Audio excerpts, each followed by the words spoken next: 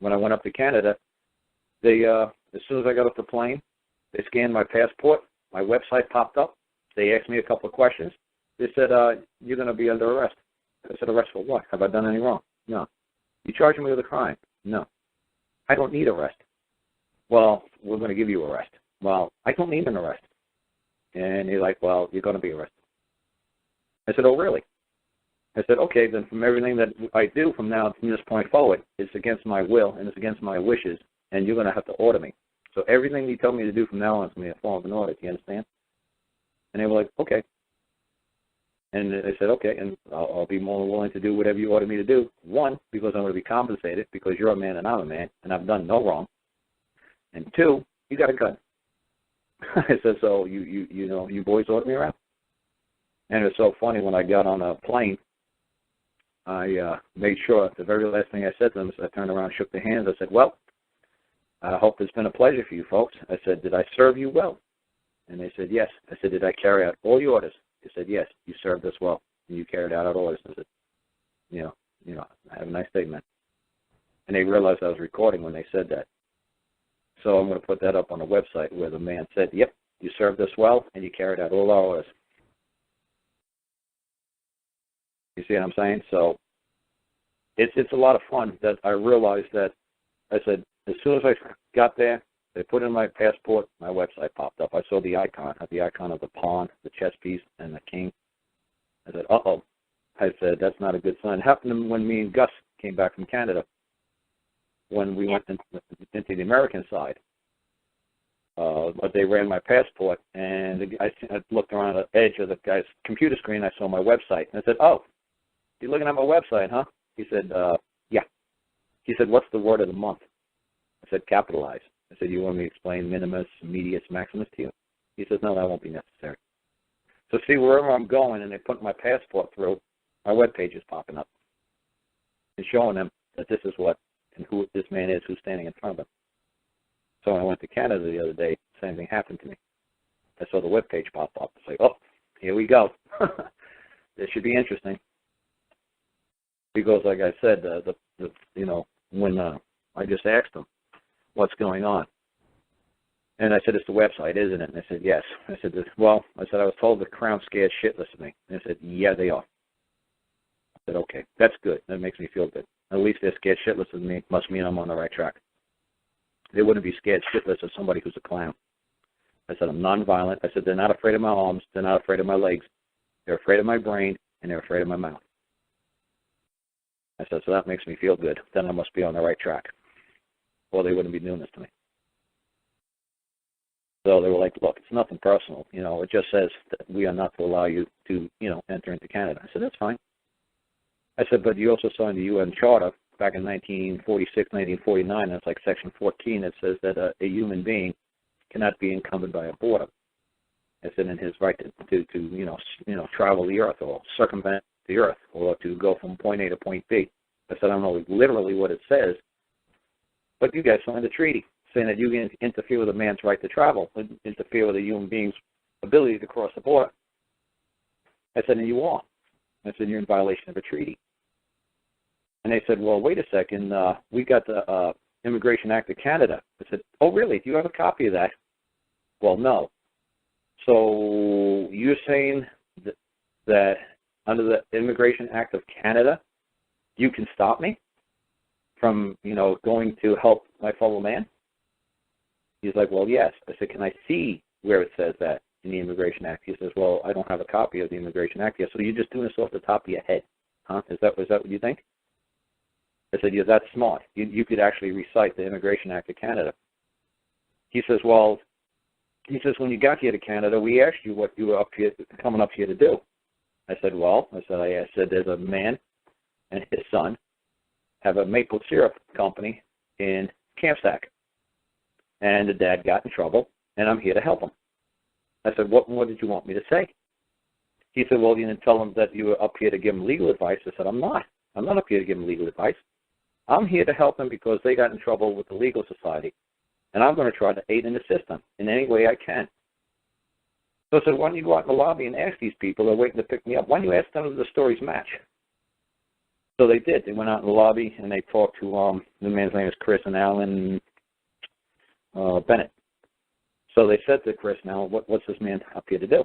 He said, well, my dad got in trouble and he's up here to help. And so the man asked him, so he's here to give him legal advice. He's in both of these, like the dad said, no, he's not here to give us legal advice. He doesn't know anything legal. He's not here to advise us legally. He just wants to see if he could help us, in court. But no, not with legal advice. So it's funny, when the guy came back, so I said, did you ask him, was I up here to help him? He's like, yeah. Did they say if I was going to come in here to give him any legal advice? He's like, no. They said, you don't do legal. I don't do legal. I don't care about legal. And, there's a common law land. Legal means nothing. Legal is so far down on the totem pole in this nation, it's not even funny. He said, well, they kept trying to say, well, I said, now how are you going to interfere with my, ability to go from point A to point B? Why you believe as a man that you could tell me where I can and cannot go? He says, well, again, it's the Immigration Act in Canada. I said, let me explain something to you. Let's say immigrate. Okay, let's do migrate. Do I look like a migratory animal? He said, what, do I look like a water buffalo, a bison, or a whooping crane? Do I look like a sea otter? Do I look like salmon? Or do I look like the Sioux Indian tribe? Do I look like a migrant? Do I look like something that a migratory, animal? He's like, well, no. I said, so let me see. Immigration, migratory. So I'm not migrating here, am I? No. So then, what act are you relying upon again? Something to do with migrants? He says, well, you're a visitor. It's like, visitor. V-I-S, visitor. No. I looked at myself and said, no, I don't look like a visitor. No, you know what? I'm a man. I'm a man. Visitor? No. He says, well, under the Immigration Act, we can control visitors. I said, yeah, that's probably true. You probably, control visitors, guests, migrants. But I can't accept any of those titles at this time. I can't be encumbered by such a burden. I said, but what I can be called, you can call me man. I am a man. You are a man. You cannot touch me. You have no power over me because I've done no wrong. I said, have I done anything illegal? No. Have I done anything wrong? No. But still yet, you're going to shackle me, cage me, and touch me. They're like, yes. I said, lovely. And I said, and this is all because you have a gun and I don't. Okay, I see how this is. Fine, lovely. And I said, from this point forward, everything that you're doing is in a form of an order. And I will carry out all the orders. So that way nothing happens to me. That way I don't fall in the back of a ditch somewhere with a bullet in my head. I said, how's that? And he's like, well, nothing like that's going to happen. I said, how do I know? How do I know what you're looking on that screen? How do I know? How do I know that it doesn't say, hey, you know what, have this guy have an accident? Have this guy accidentally hang himself in a prison cell. How do I know? How do I know what that screen says, what you should do next? I said, because believe me, whatever that screen says for you to do to me, you're going to do it. I said, because I just see that look that you have. You just love this job. If it said put a bullet in my head or have an accident in a prison cell and have me strangle myself in my own belt, it's going to happen. I said, because you're just going to carry out what you're ordered to do. And you're not going to have one problem carrying out this orders. I said, I could just tell. I said, I could read you that well. You'd have no problem doing whatever they say to do to me. You would do it in a heartbeat. I said, you know what? I said, I understand. I said, I understand the Nuremberg trials. I said, I come from a German family. I understand the evil in people. I said, you'd have no problem hurting me. If they told you to, you'd be saying, not a problem. You can just tell. Certain people just have this, this evil streak in them. So like I said to people, I said, I'm going to make a nice, easy, simple claim. I'm going to send it to whoever, I believe his name is like Harper's, and the guy in charge of Canada up there, the government of Canada. I'm going to send them a bill for carrying out all their orders and for being in violation of the UN treaty. It's going to be, 4 or 5 sentences. It's going to be pretty simple. And there's nothing going to be amazing about it. I'm going to just basically say to them, I want whatever, like $10,000 for interfering in my right to go from point A to point B, loss of, my time, stress, and then I'm going to say, and I'm going to sue you for like $10 billion for being in violation of the UN treaty charter. But I'll not pursue the $10 billion if, from this point forward, any man who appears, or any human being who appears at the border and says he wishes to go from point A to point B, that he wishes to circumnavigate the earth like it clearly says in the UN Charter, if you allow that man to go about his business at his pleasure, you must allow that to happen. But if a visitor shows up at the border, or a U.S. citizen shows up at the border, or a guest shows up at the border, you can smash him like a grape, like you're trying to do to me right now. But if a man shows up, you have to let the man go through. But if a citizen shows up, or a guest, or a traveler shows up, do whatever the code says to do them. Because I would not accept the title of traveler, citizen, visitor, guest. I wouldn't accept any of those. I said, no, I'm a man. You're a man, I'm a man. This is a common law land. This still runs on the King James Version of the Bible. You are in the image of God, I'm in the image of God. We are equals. You have no power, no authority to cause me any harm or to stop me from going from point A to point B. Unless you have you have any affidavit or anything on file that a man or woman has said I've done anything wrong to Canada in the past? No. I've been up here 5 times this year. Have I done anything wrong to anybody? No. I said the whole thing, and then it's basically the Crown's just scared shitless of me. They're like, yes. I said, okay, I could live with that. That's fine. As long as you're not saying that I'm up here, distributing like kiddie porno or drugs or weapons. No, we're not charging you with anything. Oh, good. Because you can just make up shit as you go along. What the hell am I really going to do about it? Like I said, you could stick a stash of kiddie porno in my suitcase right now, or heroin or cocaine or bullets or guns. And yeah. So I'm grateful that the only thing that you people are telling me is they're scared of you because of what you say. Oh, good. I can live with that. Because, like I said, I'm from New York, and plenty of times a cop would just throw, pot in the guy's front seat. Oh, look at what we found, a bag of pot. Oh, look what we found, a bag of cocaine. They did that to some guy who robbed a pocketbook in the Treasure Island show. They said, oh, look what we found. We found 2 kilos of cocaine under your bed, so that way he could go to jail for the rest of his life, just because he robbed a Scottish lady's pocketbook during the middle of the pirate show at Treasure Island.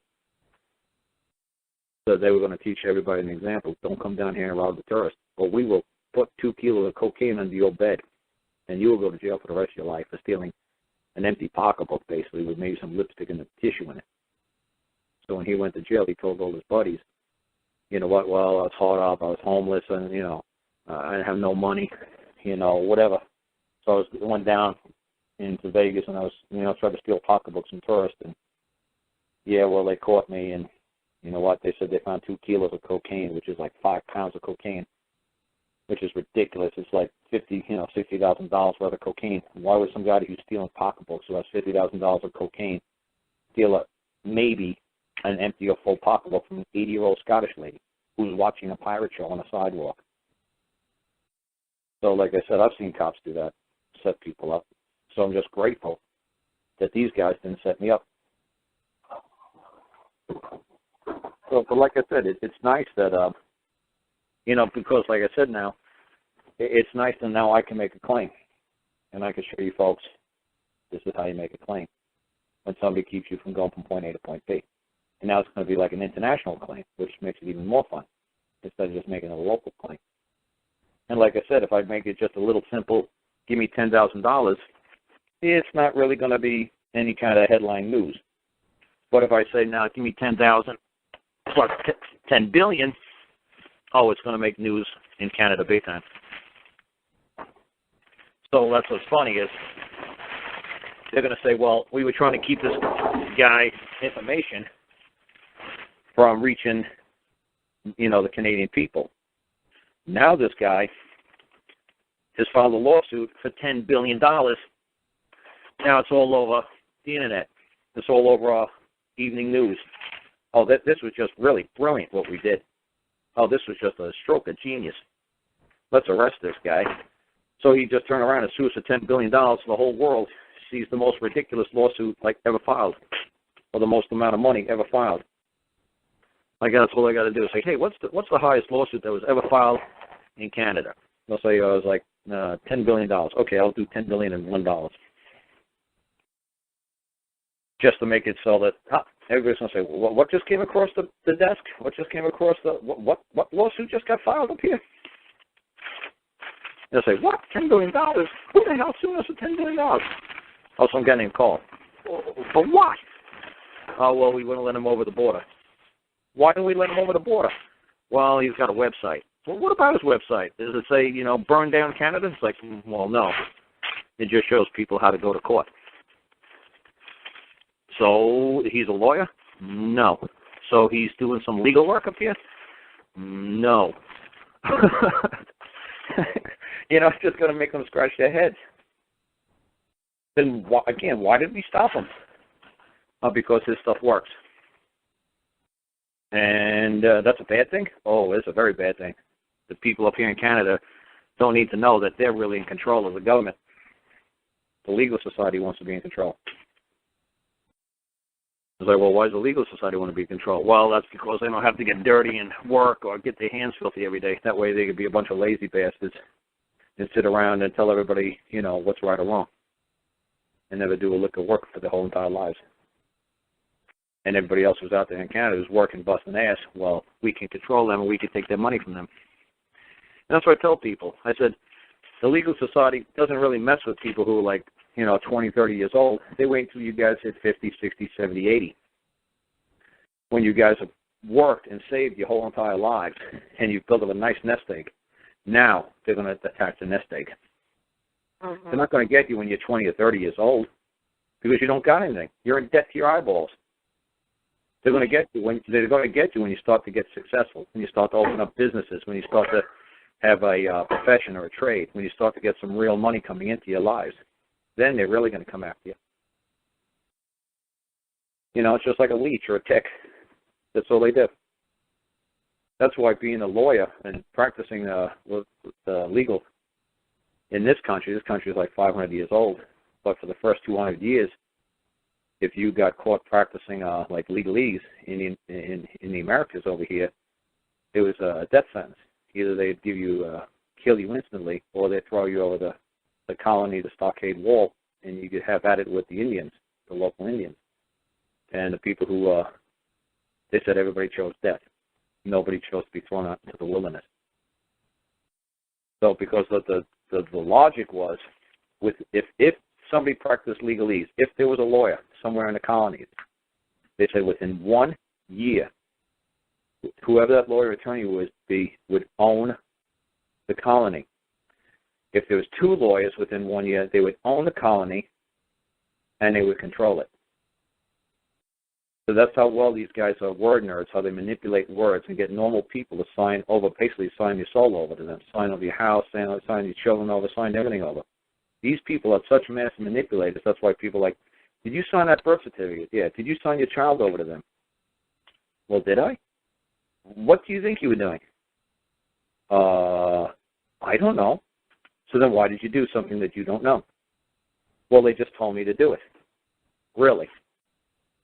And you just do it because somebody says do it. Well, they said it was a law. Whose law? Well, it's the law of Canada. How about the law of man? Well, I don't know anything about law of man, but the law of Canada, I'm in Canada. I said, okay, let me put it this way, like I said to those guys. I said, how about the law of Canada? You're saying there's a law of Canada, huh? I said, what happens, next week or next year when Canada's gone? And they just started laughing, Canada gone. I said, okay, really funny.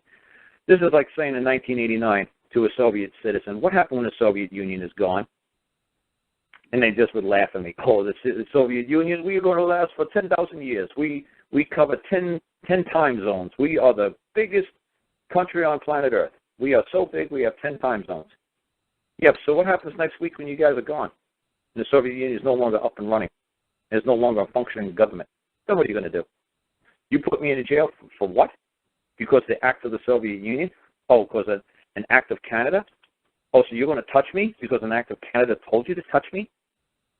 Well, what happened when an act of Soviet Union told them to touch another man? And the Soviet Union disappeared the next day. Then what happened to that guy that they touched? Well, they put him in jail for 10 years. did they just let everybody out because he did a crime against the Soviet Union? So you're saying I'm doing a crime against Canada?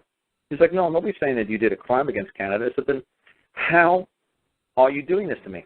They said, oh, well, you're going to withdraw your application to enter Canada. I'm going to, what? Yes, you're going to voluntarily withdraw your application. What do you mean? You're going to sign this piece of paper and say, you're going to say you do not wish to be in Canada. Really? And if I don't, oh, you're going to sit in a cage. So they had me sign a withdrawal that I do not wish to go to Canada at this time. They said, you want to go back in the cage? I was already in there for 25 hours. Like, you want to go back? Well, sign the piece of paper and go home. I said, I'll sign a piece of paper and go home. No, I'll go back in the cage. It was ridiculous. Well, it was a lot. To me, it was a lot of fun. That it's like a learning experience that I could, tell people. And thank God I actually got some video of them when they were putting me on the plane to go back home. And thank God I got them to say, yes, you've been a good servant. You served us well. Good. Now you're going to compensate your servant. And Gus heard it a little bit, and some other people I let listen to it a little bit. But I said, you know what, I'll put it on my website so you guys could actually see them walking me onto the plane.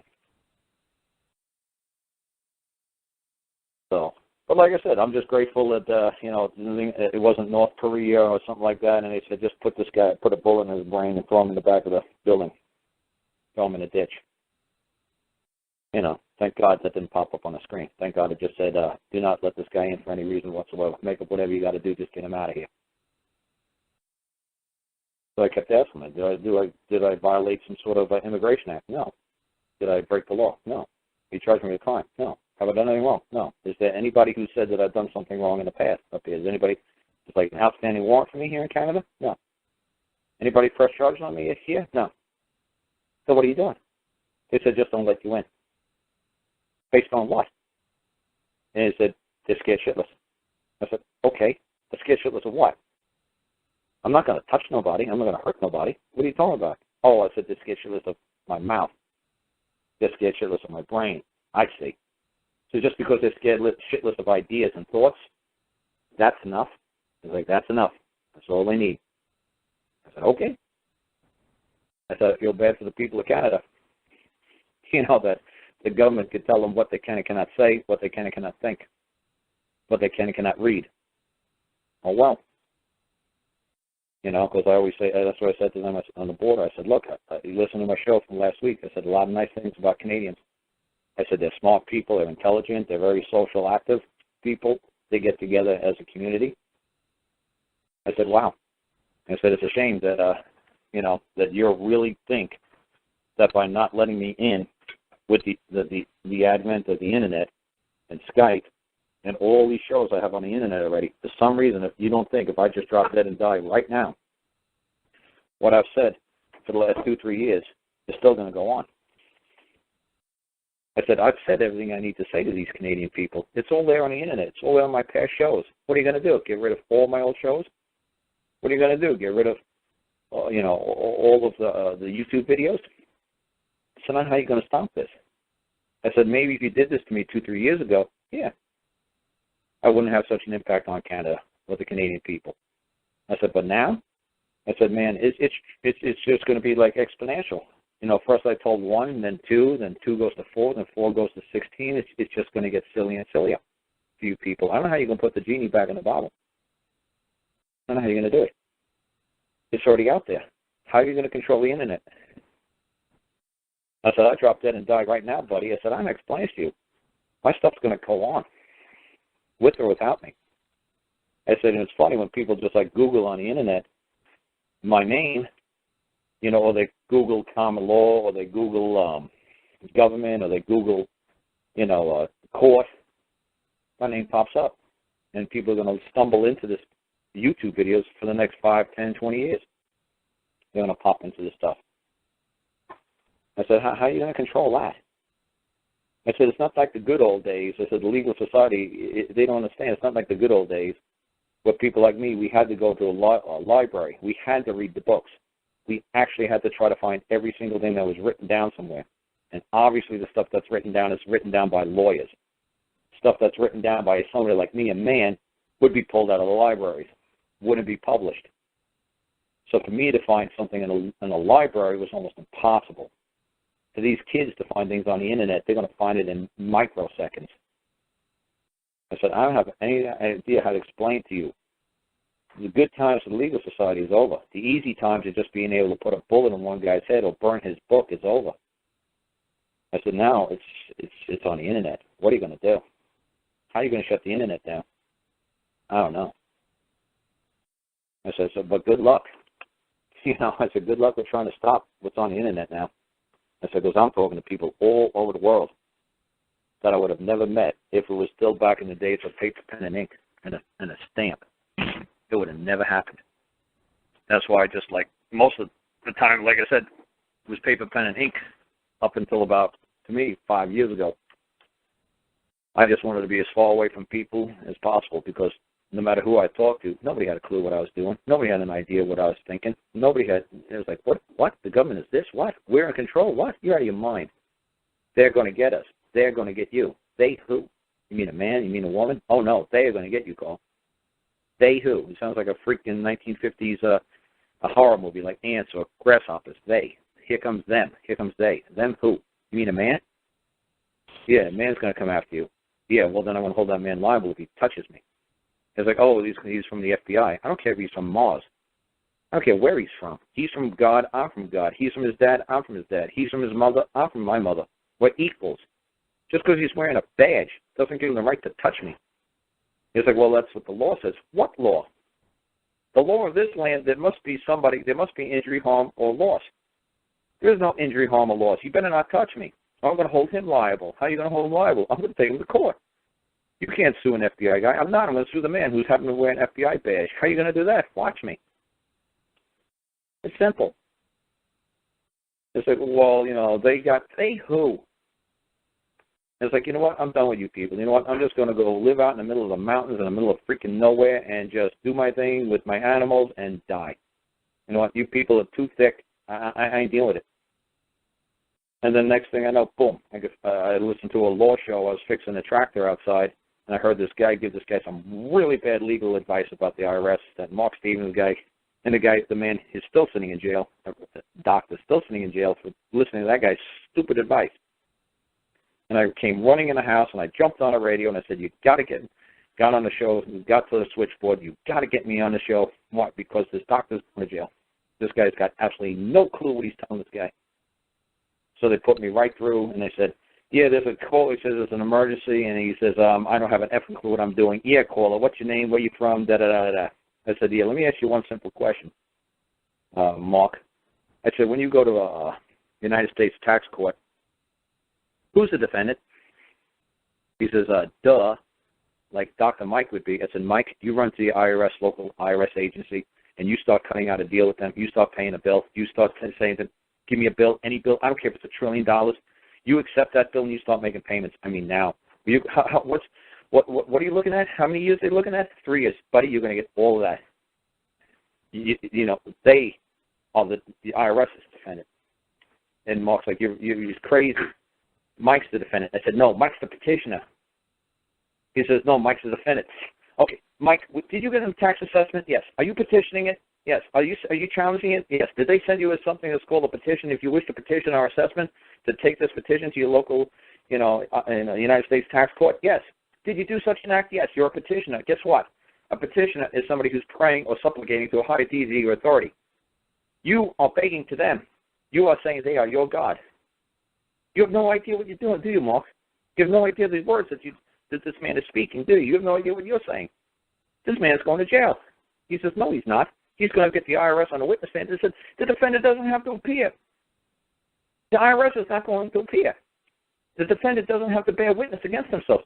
It's never going to happen. I said, what the hell are you thinking? So he's like, well, I was like, well, thank you for your advice and everything, but you know what? I've been doing this a long time. I said, holy shit. I said, I don't know how to tell you this, buddy. My mom was in the IRS tax auditor for years. She told me how this works.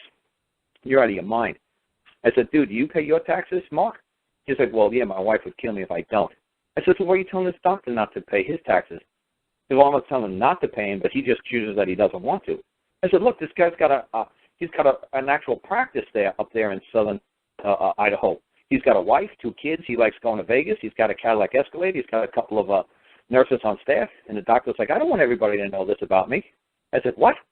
What do you mean you don't want everybody to know this about you? Well, I've been talking to you and went on PACER, public access to court and electronic records.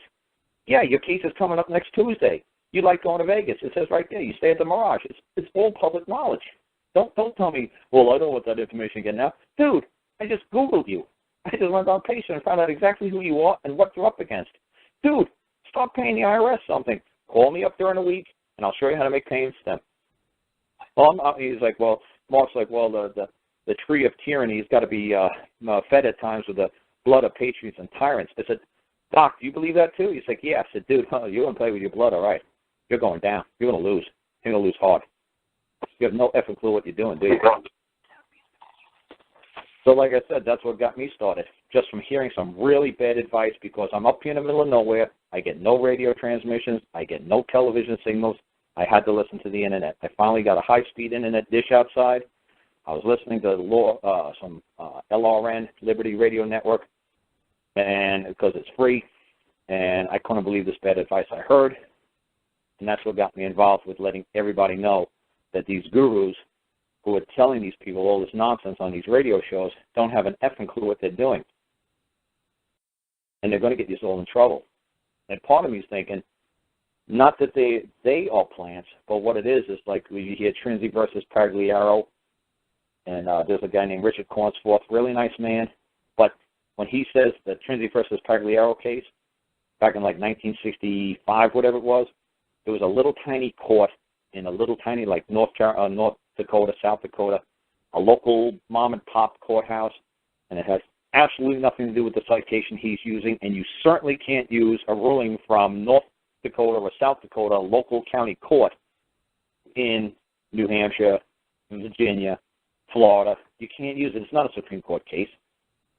And everybody's spouting this around like crazy. So like I say to people, the legal society puts these cases out there that don't exist, or they do exist, but they're not cited correctly, or they lead you to believe it has some sort of major impact on decisions nowadays from the Supreme Court.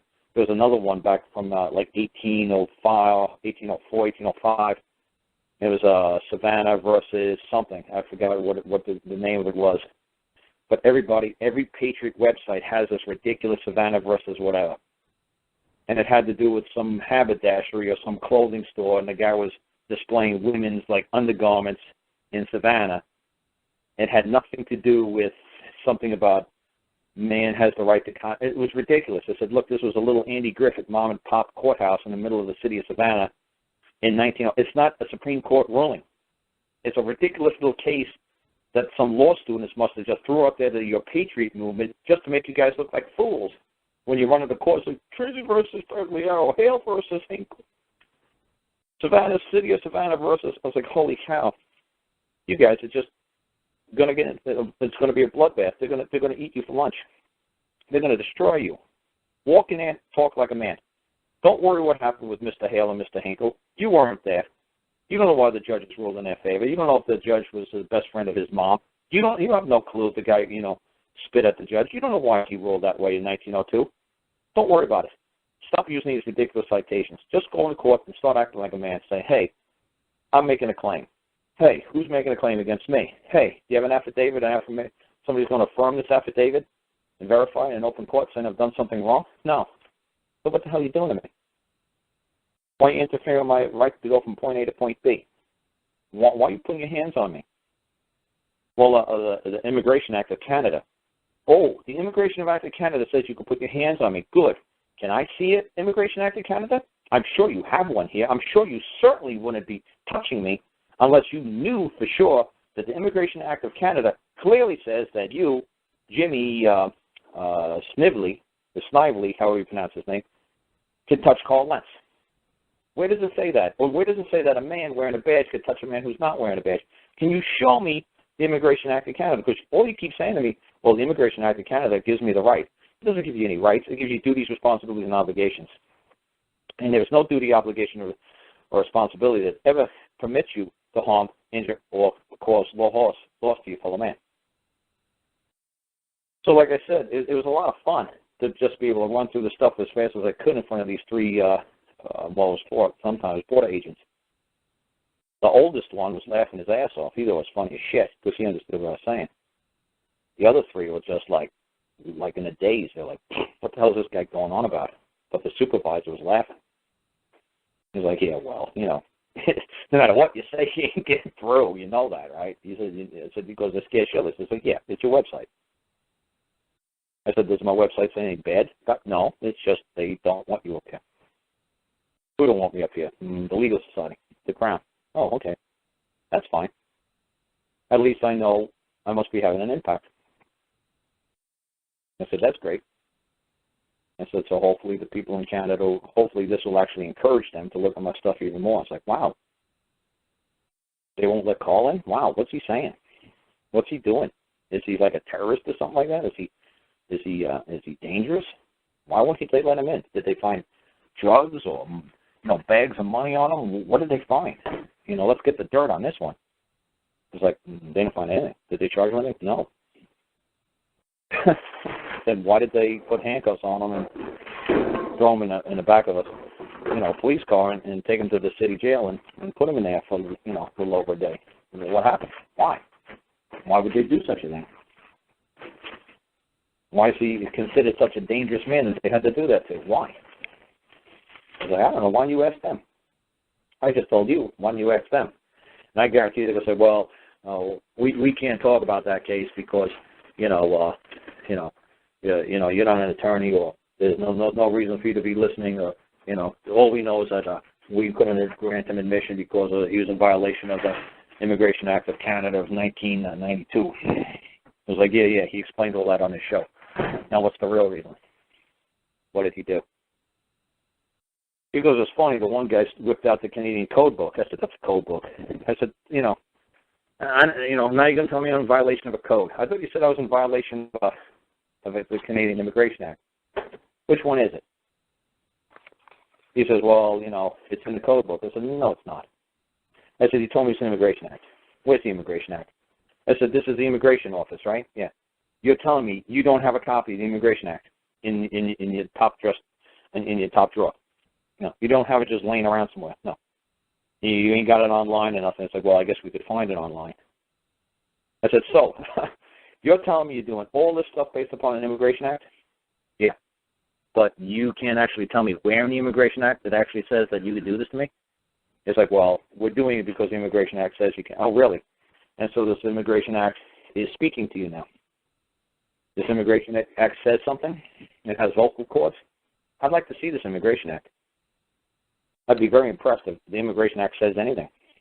It might read something a certain way, but I'm sure that you are not you're not the author of the Immigration Act. I'm sure you didn't create it. I'm sure I didn't create it. I'm sure you didn't sign it. I'm sure the person who created that Immigration Act might have a different opinion, so this has absolutely nothing to do with this man named Karl coming or not coming into this country. Are you willing to be liable for being wrong, for being in error? He says, well, it just says that the Immigration Act. I said, no, sir, you know and I know. Whatever it says behind that little computer screen says, whatever it takes, don't let this guy cross the border. That's what it really says. It says it has nothing to do with no Immigration Act. It says make it whatever bullshit you can think of, but get this guy the hell out of here as fast as you can. So it was a lot of fun. It was definitely an experience. It would have been nice just to, go up there, do my thing, and go home. But like I said, if I did just went up there and did my thing, the only thing that would have happened was a man and his dad would have got some help from me for some sort of like a DUI kind of case. Whoopie-doo. It would have been no international incident. So I don't know what they're so afraid of. Going up there to help a guy with a maple syrup, little maple syrup shop in the middle of Kamsack, Saskatchewan. I don't even know where that is on the map. If they just let me through, the only thing that would have happened is maybe the charges would have been dropped against the guy. Whoopie-doo. For DUI. The guy was asleep in his driveway, and they had the keys in the ignition, and the cops came to see if he was okay in his truck. He was like, yeah, I'm okay. And they smelled beer.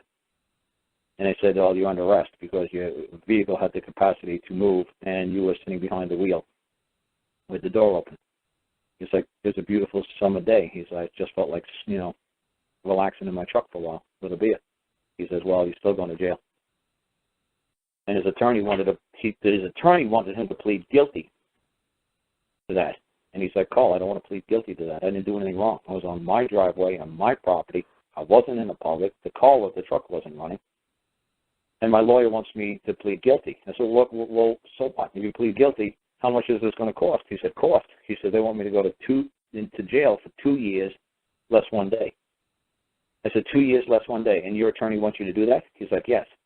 And your attorney has no problem with that. No. That's when my attorney says, look, if you plead on Tuesday guilty, we'll set sentencing off for 6 months, and then you could start like your 2-year sentence, next May. I said, that's insane. He said, yeah, that's what we thought. That's insane. That's the best deal we could get for doing no harm, no injury, no loss to anybody, not even driving the vehicle down the road. Just that it had the potential to be turned on and driven. I said, that's ridiculous. What if you had a gun on the dashboard? Then you get charged with the potential to murder somebody, the potential to rob a bank because you were drunk. You had your getaway truck, with the keys in the getaway truck and a gun sitting on a dashboard. I said, this is ridiculous. I said, Canada can't be this effing crazy. He says, oh, yeah, it's this effing crazy. I said, you know what, I'll come up there and let me see if I can talk to this lawyer. Let me see if I can figure out, another way to go about this. Let's see if we can invoke the common law. Let's see if we can get this taken care of. So as soon as he gave that notice to his attorney that he wanted his attorney to be co-counsel and not to act and speak in his behalf, his attorney withdrew from the case. The attorney just wanted to take his $10,000 and throw the guy under the bus. I mean, I don't understand how an attorney could just do stuff like that. To me, that's just evil. He knows the man didn't do anything wrong. He knows this guy's an older man. He has a candy shop, a sweet shop, whatever it's called. It's called a sugar shack or something. Sells maple syrup. He doesn't peddle heroin to children. He doesn't molest anybody. He's not going out there raping, pillaging, robbing. He's got a place called like the Sugar Shack or something like that. It's ridiculous. The guy sells like candy. A harmless guy. And somehow it's going to benefit Canada to put this guy in jail for 2 years, less 1 day.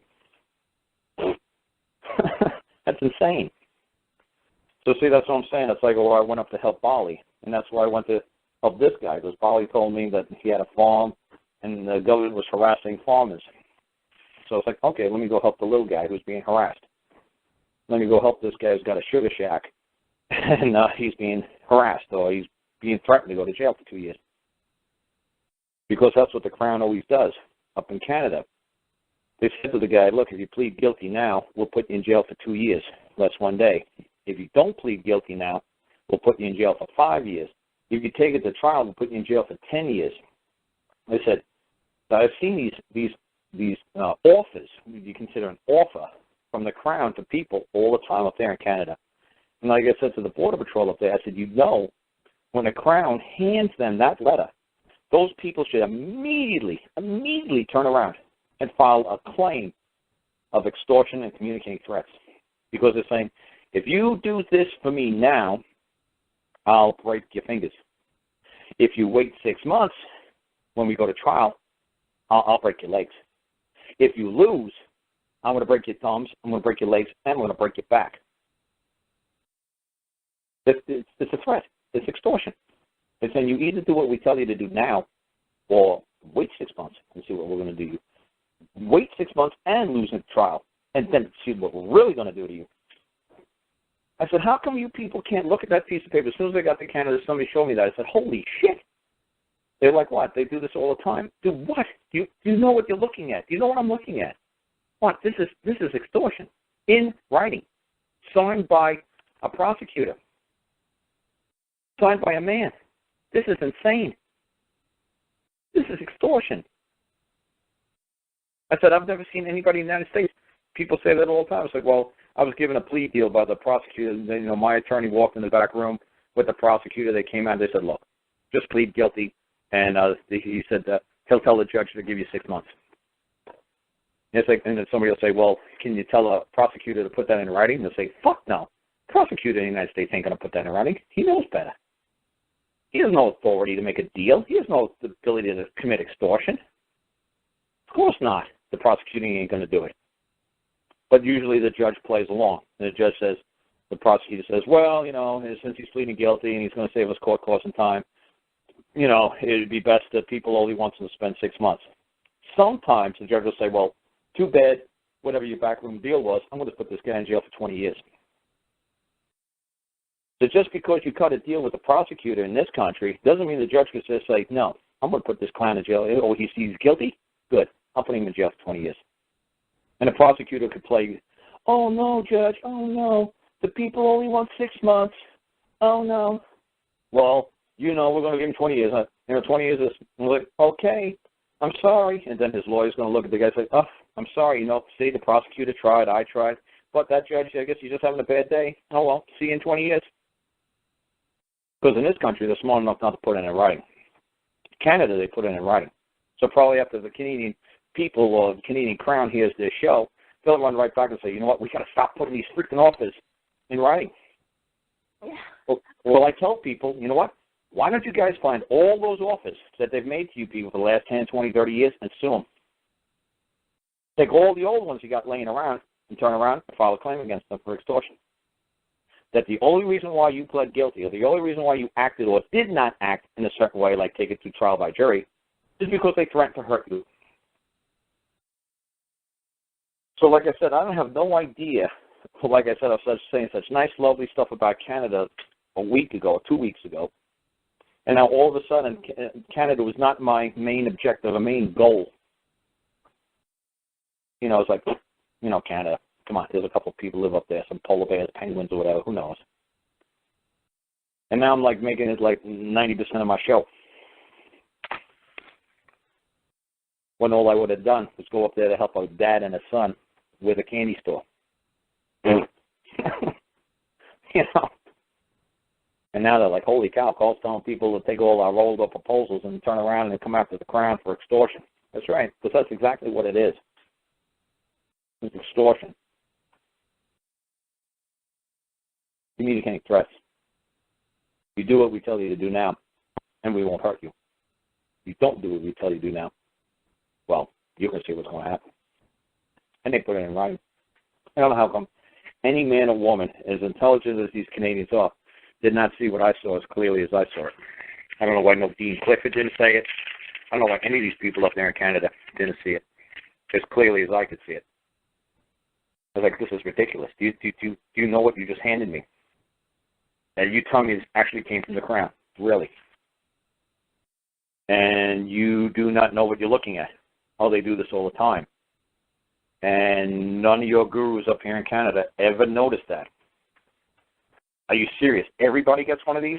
Yeah, you're not like a special case? No, the Crown does this all the time. You're kidding me. And nobody knows what this is.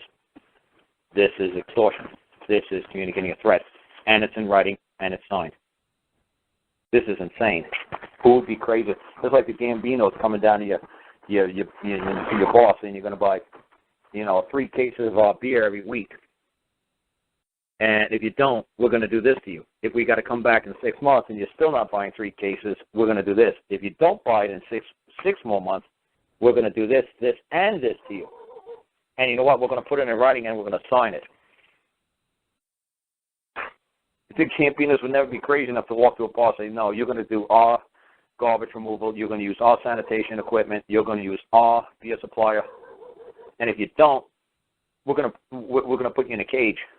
We're going to put you in a cage for 2 years. If you don't, we're going to put you in a cage for 10 years. And the Gambinos sign it and say, this is our proposal.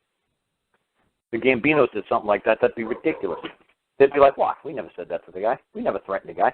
We never told him if he didn't buy our beer, we'd do this to him. Nah. How could you people just say, oh, the Crown threatened me? Okay. It's like, I guess that people didn't even notice that. That's a threat. It's like, what? That's a threat. It's not a proposal. It's a threat. That's like saying in olden times, when a husband and wife got married, the judge or the justice of the peace or the priest would take the woman into a back room. and talk to her out of the sight of the husband and her family and say, look, have you been sold? Has this been an arranged marriage? Do you really want to marry this guy? Are you under any threat? Are you under any forced, commitment? And if the woman's like, well, if I say yes, that there was a dowry, or yes, there's a commitment, or yes, he's the local sheriff and he won't let my brother out of jail until I marry him, and it's like, I have to go through with this marriage. And the judge or the justice of the peace will say, no, you don't. No, you don't. I got this, honey. I got this. And then he'd come back out in front of everybody and say, well, at this time, I won't be able to move with the marriage ceremony. I got a pressing engagement someplace else, and or I'll have to wait for her birth certificate. She doesn't have a birth certificate, or if she does have a birth certificate, it hasn't been certified by the Secretary of State yet, or whoever, and we're going to have to wait for that, to come through, and we'll do this again in 90 days. See you again, folks, in 3 months, and give us some time. And the woman will be like, oh, thank God, thank God. Thank God this judge jumped in and blocked all this nonsense from happening, because I really didn't want to get married to this clown. So that's the way they used to do it. So this is what I'm trying to say. How can anybody see that this is extortion and communicating threats? That somebody's trying to force you into something? I don't understand. I mean, I guarantee you go back to listen to all the Dean Clifford things or anybody else up there in Canada, floating around up there in Canada. Not one time they say, you folks, did everybody get one of these? What? Everybody who didn't pay their taxes or a parking ticket or DUI or whatever, does everybody have one of these in the Crown? It's like, oh, yeah, my son got one, my cousin got one. Do you understand what this is? You all understand that the Crown is committing extortion. They all know they're communicating threats to a man. You do know that. They can't do this. What? And they're doing it every day. Hundreds of thousands of these things are going out every day from the Crown, threatening man, threatening a woman. That if they don't do what the Crown orders them to do, or wants them to do, they're going to put them in a cage. They're going to make their life miserable. They're going to hurt these people. They're going to take things away from them. So you better just play ball with the Crown, or you're going to wish you did. It's just evil. How can you people in Canada not just see evil in its face as it is? It's simple as I could. I've seen it. That's insane. There was a husband and wife out there for growing pot. They got one of those things. I said, this is insane. I said, how come you people didn't turn around immediately and just say to the judge, you see what they did? You see what they sent me? What? This is extortion. How would you report this as a crime? I'm like, well, we didn't know. Everybody in Canada gets these. I said, this still doesn't make it right.